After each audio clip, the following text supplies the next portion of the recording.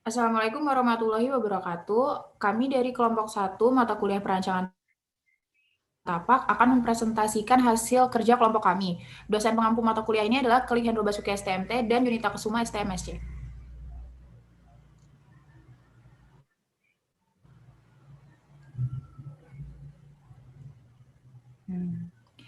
Berikut adalah anggota kelompok 1. Yang pertama Ahmad Rinaldi Rizky, NPM 18.15.01.2028, Algarton Murzadi Herawanto 18.15.01.2018, Alvira Yuniar 18.15.01.2004, Ataya Atas Salsabila 18.15.01.2002, Ayu Zahara Maharani 18.55.01.2002, Desti Anugrah 18.55.01.2009, Edgar Raihan Anantol 18.15.01.2027, Ilham Herlambang 17.55.01.2002, Lila Laura Yokita 18.15.01.2023, M. Bagaskara Megajaya 15.15.01.2035, Muhammad Rizik Alafif 18.55.01.2004, Nosa Gita Sentana 18.15.01.2015, dan Putih Ainaya Riyadini 18.15.01.2025. Pada presentasi kali ini, yang berlaku sebagai moderator adalah saya dan Putih Ainaya Riyadini dan operator Lila Laura Yokita.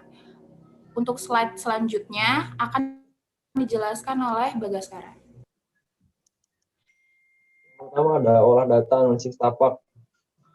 Kali ini berada di Taman Gajah, Gelanggang Olahraga Remaja Saburai, dan juga Lapangan Gatam. Lokasi berada di Jalan Jenderal Sudirman nomor 17, Enggal, Kota Bandar Lampung.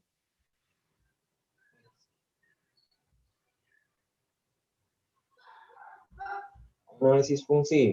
Pertama ada lapangan Gatam. Lapangan Gatam bisa dijadikan tempat event-event yang membutuhkan space yang luas seperti konser, bazar, olahraga, dan lainnya. Yang kedua ada Taman Gajah atau Elephant Park. Taman Gajah merupakan taman rekreasi yang berada di kawasan ruangan terbuka hijau atau RTH di Bandar Lampung yang memiliki banyak fasilitas penunjang seperti olahraga, taman basket, taman bermain, area skateboard, tempat duduk-duduk santai sambil menikmati suasana perkotaan khususnya saat malam hari. Yang ketiga ada Gor Saburai. Gor Saburai merupakan sebuah stadion olahraga yang biasa digunakan untuk menggelar event-event olahraga seperti DBL Basketball, Manda Olimpik, dan sebagainya. Terdapat 16 akses masuk, yaitu 7 akses area depan, 4 akses di area sebelah kiri, 5 akses area sebelah kanan. Yang pertama, area depan. Terdapat 2 akses utama pada sebelah kanan.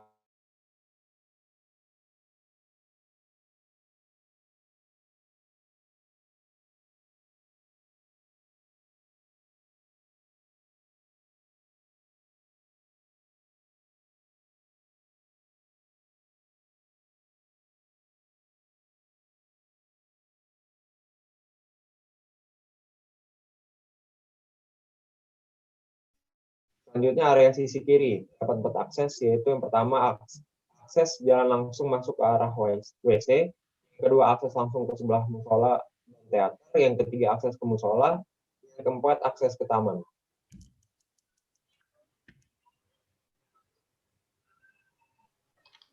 Selanjutnya ada analisis bangunan dan objek sekitar.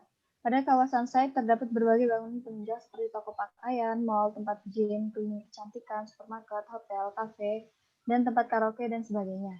Di sekitar site terdapat banyak pedagang-pedagang asongan dan berbagai makanan yang mulai ramai pada sore hingga malam hari. Seperti kita lihat pada site, untuk warna ungu ada supermarket dan kawasan pertokoan, warna kuning ada kawasan pedagang kaki lima, warna biru ada Taman Gajah, dan warna hijau ada Lapangan Saburai Korem. Selanjutnya, analisis pengguna. Pada ketiga titik site terdapat intensitas umur pengunjung yang berbeda-beda pada tiap titiknya. Pada Taman Gajah atau Elephant Park, mayoritas pengunjung adalah anak kecil dan remaja. Karena dilihat dari fungsi site yang berada di area Elephant Park yang memiliki taman bermain yang diperuntukkan untuk anak-anak serta lapangan bola basket dan futsal yang sering digunakan oleh kaum remaja. Sedangkan pada kawasan Gor, Saburai, dan Lapangan Gatam, mayoritas pengunjung Gatam mayoritas pengunjung adalah dewasa dan remaja karena dilihat dari fungsinya yang biasa dipergunakan untuk sebuah acara-acara besar maupun jalan sehat. Selanjutnya ada analisis angin. Angin yang bergerak dari segala arah, tetapi angin paling kencang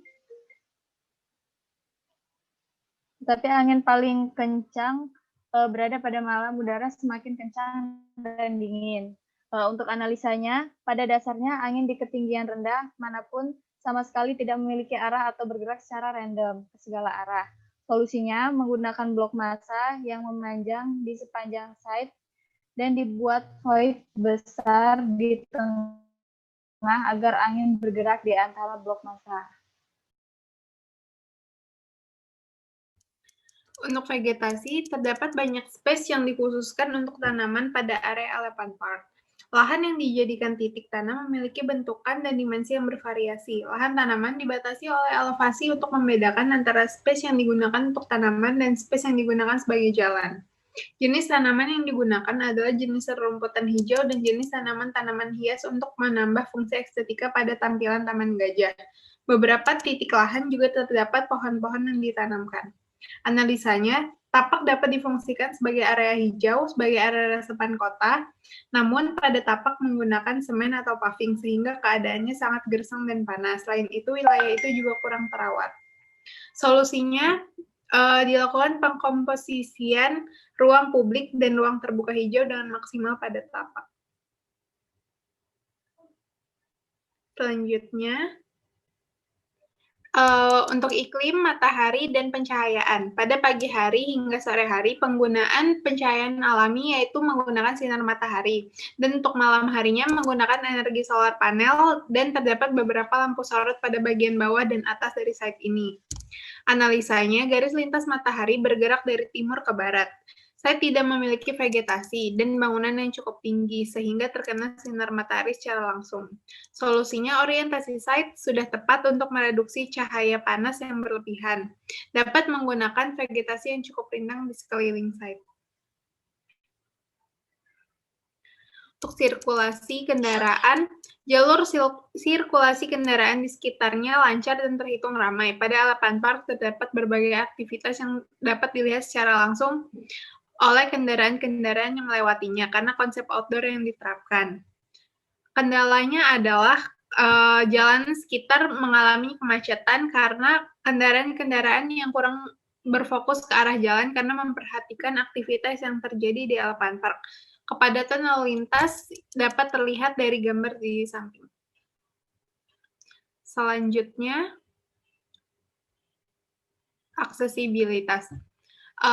Site terletak di pusat ibu kota Bandar Lampung yang membuat Elephant Park sangat mudah diakses, terutama dengan kendaraan roda 4 dan roda 2. Ada banyak kendaraan umum dan kendaraan online yang dapat dijadikan pilihan sebagai transportasi untuk menuju ke arah site. Untuk titik-titiknya, itu ada seperti gambar di sebelah.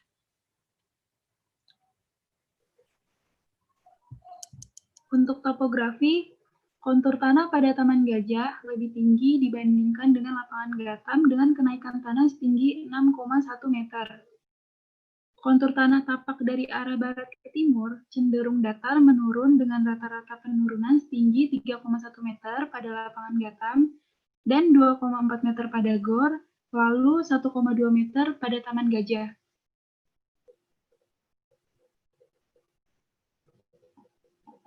Untuk utilitasnya itu sendiri, yaitu sistem drainase di sekeliling tapak sudah menggunakan drainase tertutup.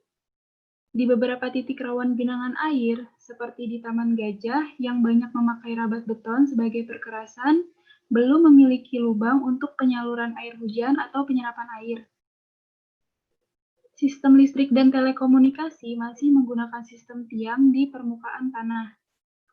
Tiang listrik dapat ditemukan dengan jarak 30-40 meter yang terletak di seberang tapak. Berikutnya ada zoning.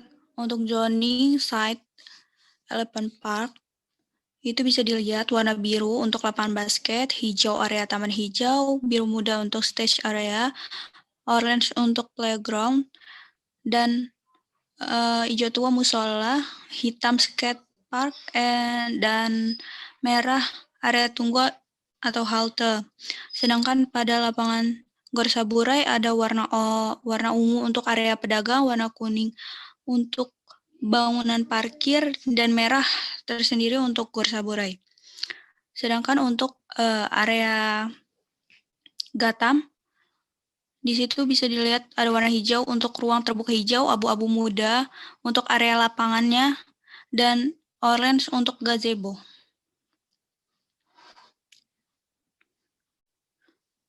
Untuk besaran masa bangunan tersendiri dari masing-masing bangunan adalah untuk Gor Saburai sendiri ada sebesar 250 meter persegi, musola Arido 120 meter persegi, dan ruang informasi ada 10 meter persegi.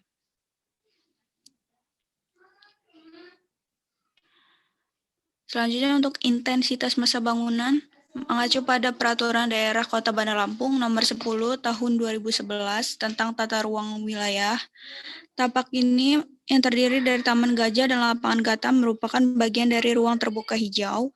Dalam meningkatkan fungsi, kualitas, dan kuantitas ruang terbuka hijau yang berada di Kota Bandar Lampung, pemerintah menentukan angka koefisien dasar hijau pada setiap ruang terbuka hijau yang bersifat sebagai sarana publik sebesar minimal 30% berdasarkan pasal 12 ayat 4 dan pasal 48 ayat 4. Sedangkan untuk ketentuan dasar bangunan pada lingkungan dengan kafling besar ditentukan dengan angka maksimal 60% berdasarkan pasal 52 yang ditegaskan. Namun dalam hal ini bangunan-bangunan di atas cenderung sudah memaksimalkan fungsi ruang terbuka hijau itu sendiri dengan luas total bangunan yang hanya berkisar di angka 1% dari luas lahan yang tersedia.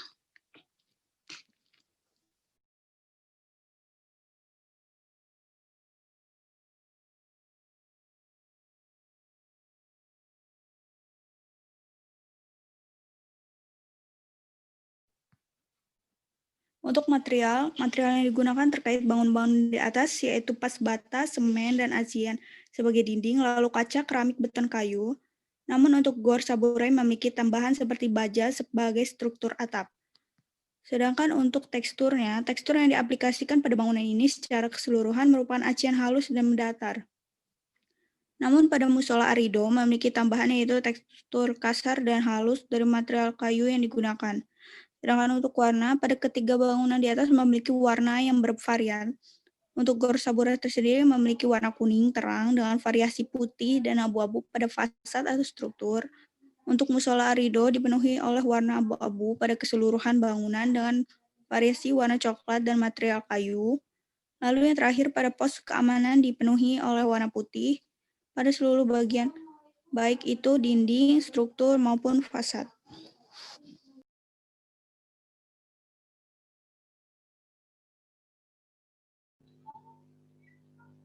Ini merupakan garis sempadan jalan pada site Saburai. Next.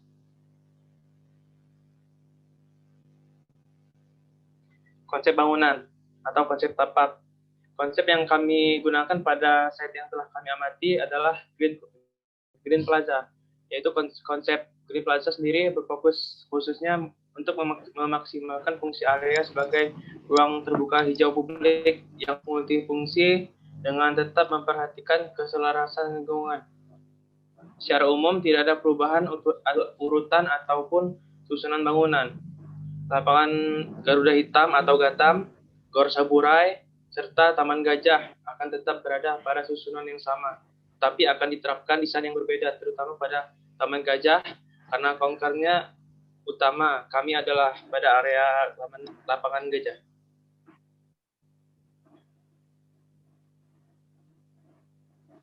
Yang pertama warna orange, itu merupakan tempat informasi dan art gallery.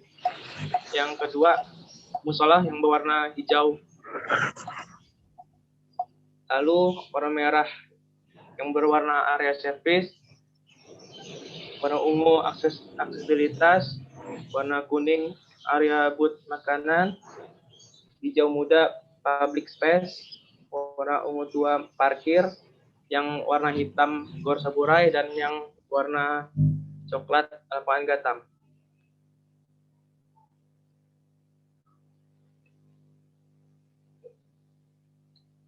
konsep lapangan gatam.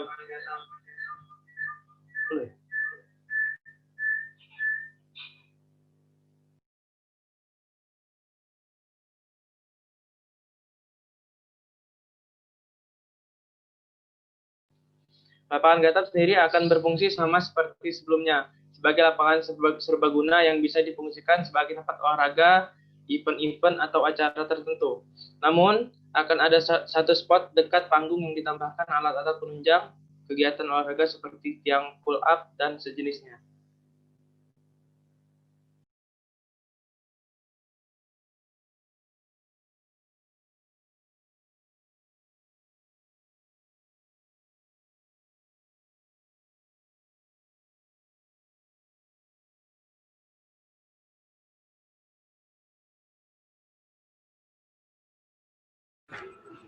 Oke, selanjutnya saya jelaskan tentang konsep dari Gor Saburai. Gor Saburai masih terletak pada area yang sama dan fungsinya sama untuk event-event, terutama para event olahraga seperti basket, marching band, dan lain-lain. Cuman untuk Gor Saburai ini perlu ditambahkan jalur entrance-nya, jalur masuknya, serta jalur difabel yang friendly, sehingga penyandang disabilitas bisa dengan mudah memasuki Gor Saburai ini.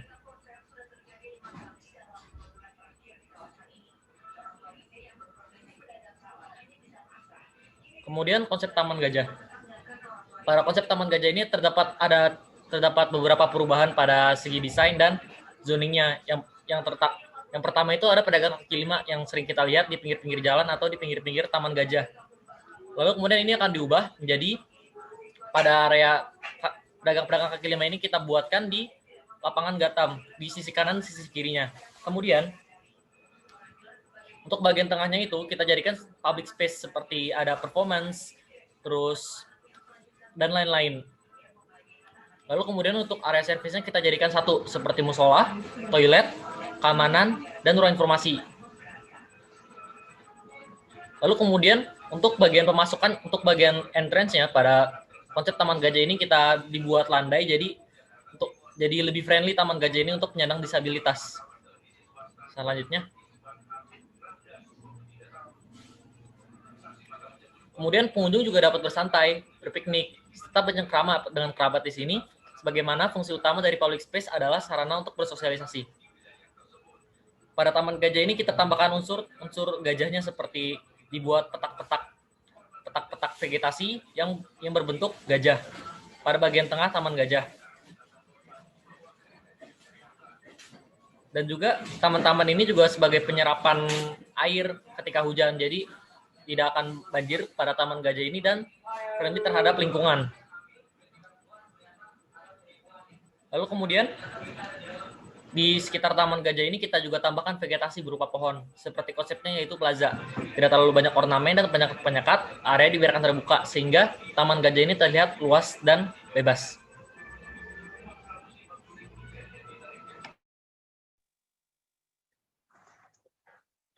Berikut olah grafis dari tapak. Untuk nomor 1 itu Jalan Jenderal Sudirman.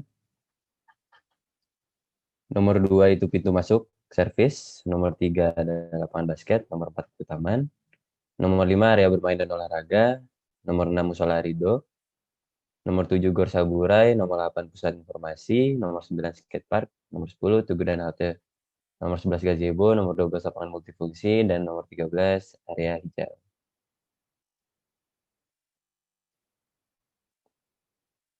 Ya, berikut adalah tampak dari lapangan dari Gor Saburai serta lapangan Gajah. Oke, selanjutnya saya. Jadi jika dilihat dari diagram gambar tersebut, maka pendekatan desain yang kami gunakan yaitu regenerative placemaking. Nah, itu kedua istilah tersebut sangat asing.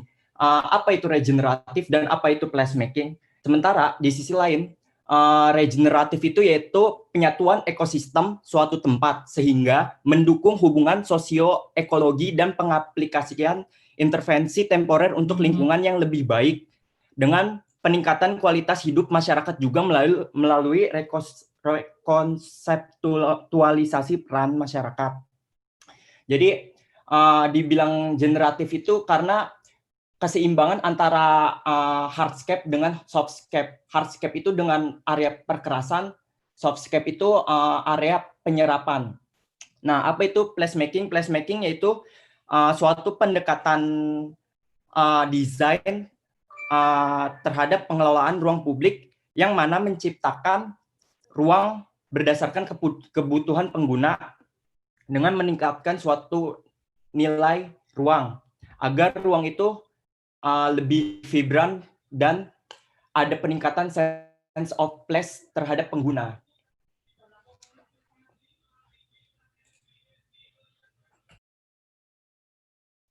Cukup sekian dan terima kasih.